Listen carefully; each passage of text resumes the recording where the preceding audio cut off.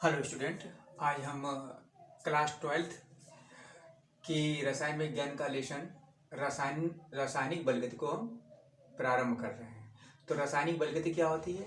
तो रासायनिक बलगति रसायन विज्ञान की वह शाखा है जिसमें रासायनिक अभिक्रियाओं के वेग एवं रासायनिक अभिक्रियाओं की क्रिया विधि का अध्ययन किया जाता है। जो रासायनिक बलगति पढ़ रहे हैं इसमें हम क्या क्या पढ़ेंगे? रासायनिक अभिक्रियाओं के वेग यानी रासायनिक अभिक्रियाओं के वेग और रासायनिक अभिक्रियाओं की क्रिया विधि यानी जो रासायनिक अभिक्रिया होती हैं वो कैसे होती है, उनकी क्रिया विधि का हम इस रासायनिक बलगति जो चैप्टर इसमें हम अध्ययन करेंगे।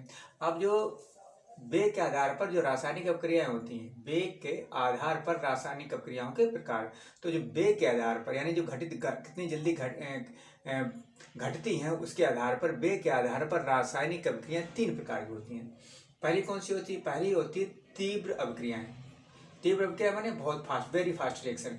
तो वे रासायनिक अभिक्रियाएं जो अति शीघ्रता से संपन्न होती हैं तीव्र अभिक्रियाएं कहलाती हैं। मतलब इन अभिक्रियाओं को, जो तीव्र अभिक्रियाएं होती हैं, इनको होने में 1 सेकेंड से भी कम समय लगता है। और इनमें क्या होता है, जो तीव्र अभिक्रियाएं होती हैं इनमें क्या होता है, ना तो बंध का निर्माण होता है ना बंध ही टूटते हैं। तो जो आयनिक अभिक्रियाएं होती हैं वो क्या होती हैं, वो इतनी तेजी से होती हैं कि उनका हम वेग का निर्धारण नहीं कर पाएंगे। जैसे NaCl और प्लस AgNO3 का जब हम रिएक्शन कराते हैं तो प्राप्त होता है NaNO3 प्लस AgCl का हमें सफ़ेद अवक्षेप प्राप्त होता है। तो ये बहुत फास्ट रिएक्शन होती हैं, इनका वेग का निर्धारण करना हमें मुश्किल होता है, जिनका वेग का निर्धारण हम नहीं कर सकते हैं। दूसरी होती है अति मंद अभिक्रियाएं। तो अति मंद अभिक्रियाएं क्या होती हैं? जैसा नाम है, अति माने बहुत ज़्यादा, मंद माने धीमी। वे रासायनिक अभिक्रियाएं जो अति मंद वेग से यानी बहुत धीमे वेग से संपन्न होती हैं उन्हें अति मंद अभिक्रियाएं कहते हैं। उदाहरण में अगर देखेंगे, उदाहरण में लोहे का जंग लगना। जो लोहे का जंग लगना होता है, जरूरी नहीं, जब लोहे के में जो जंग लगता है वो क्या होता है, सालों लग जाते हैं इस अभिक्रिया को प्रारंभ होने में।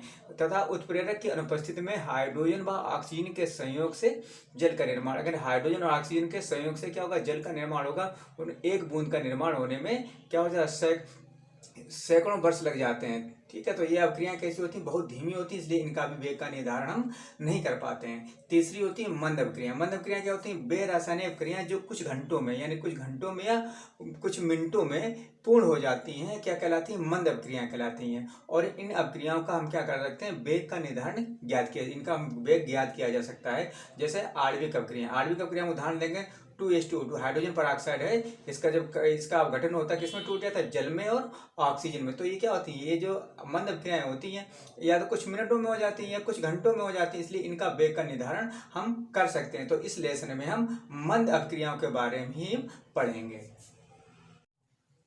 अब सीखेंगे अभिक्रिया की दर या वेग क्या होता है। इकाई समय में किसी भी अभिकारक या उत्पाद की सांद्रता में होने वाले परिवर्तन को अभिक्रिया की दर कहते। इकाई समय मतलब 1 मिनट में, 1 घंटे में, तो इकाई 1 होना चाहिए। समय में किसी भी अभिकारक या उत्पाद की सांद्रता में होने वाले परिवर्तन को क्या कहते हैं? अभिक्रिया की दर कहते हैं।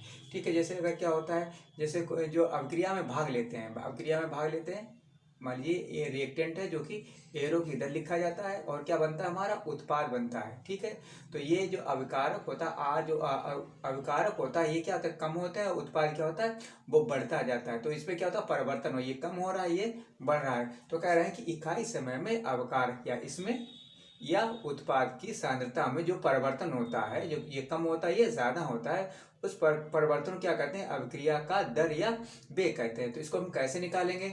अभिक्रिया की दर बराबर होता है अभिकारक या उत्पाद की सांद्रता में होने वाला परिवर्तन बटे परिवर्तन में लगा समय। जिसे हम अगर शॉर्टकट में लिखना चाहें, लिखते हैं डेल्टा C बटे डेल्टा T। यहाँ डेल्टा C क्या है? सांद्रता, कंसंट्रेशन होता है, सांद्रता में होने वाला परिवर्तन और परिवर्तन में लगा समय। अब इसकी मात्रक, अभिक्रिया दर का जो मात्रक होता है वो क्या होता है? देखिएगा, ये सांद्रता होता है, सांद्रता का मात्रक होता है मोल प्रति लीटर, यानी कि मोल बटे ये लीटर होता है। ठीक है, मोल प्रति लीटर। तो ऐसा ना करके हम लीटर को ऊपर ले क्या लिख सकते हैं? Mole litre inverse. ठीक है, और बटे में क्या होता है? बटे में क्या होता है समय। समय को क्या लिख सकते हैं, समय को अगर हम लिख दें क्या सेकंड में लिख दें, समय को लिख दें अगर हम सेकंड में लिख दें तो क्या हो जाएगा, सेकंड को ऊपर ले जाए क्या हो जाएगा मोल प्रति लीटर और सेकंड इनवर्स। अगर अब समय किस में लिया गया, सेकंड में लिया गया तो अभिक्रिया की दर का मात्रा होगा मोल लीटर सेकंड इनवर्स। या अगर किस में लिया गया हो तो सॉरी अगर किस में लिया गया हो मिनट में लिया गया हो तो क्या हो जाएगा mole litre inverse minute inverse. ठीक है, अगर घंटा में लिया गया तो मोल लीटर इनवर्स और घंटा इनवर्स, ऐसे करके अगर समय जिसमें लिया जाएगा उसी का इनवर्स हो जाएगा। ठीक है, और अगर नोट करके एक बात और ध्यान रखें, नोट क्या है, यदि अभिकारक व उत्पाद, अभिकारक यानी क्रिया में भाग लेने वाले और बनने वाले कैसे हो, गैसीय अवस्था में, ओके, यानी सब क्या गैसीय अवस्था में हो,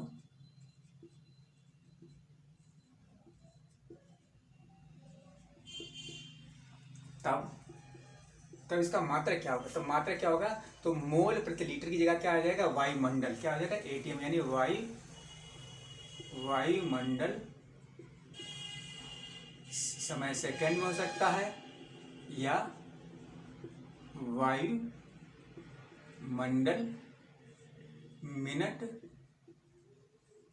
इनवर्स। ठीक है, अगर क्या हो अब क्रिया में भाग लेने वाले और बनने वाला अगर कैसा है गैसीय अवस्था में है तो जो सूत्र जो मात्रक होगा किसी अभिक्रिया का दर का वो क्या होगा वायुमंडल सेकेंड इनवर्स या वायुमंडल मिनट इनवर्स, वायुमंडल घंटा इनवर्स भी हो सकता है।